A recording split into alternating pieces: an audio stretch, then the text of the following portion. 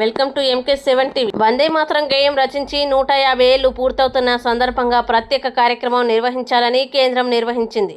అందుకు అనుకూలంగా శుక్రవారం నాడు జిల్లా పరిషత్ ఉన్నత పాఠశాల దండు గోపాలపురం నందు ఉపాధ్యాయులు విద్యార్థులచే వందే మాతరం గీతాన్ని బృందగానంగా ఆలపించారు. విద్యార్థులతో అక్షరాకృతిలో కూర్చొని వందే మాతరం గేయాన్ని పట్ల తమ మక్కువను తెలియజేశారు.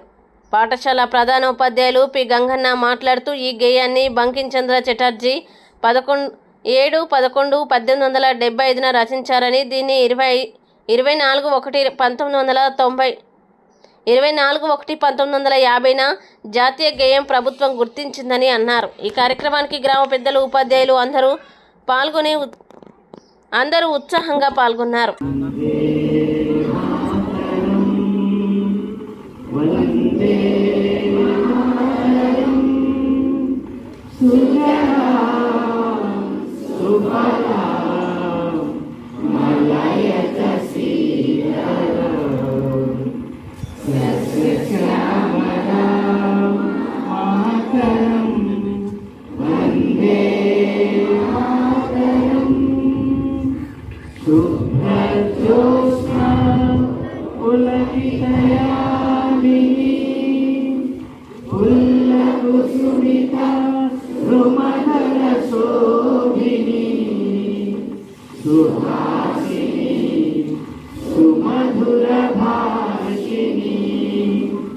सुखदां वरदां मातरम्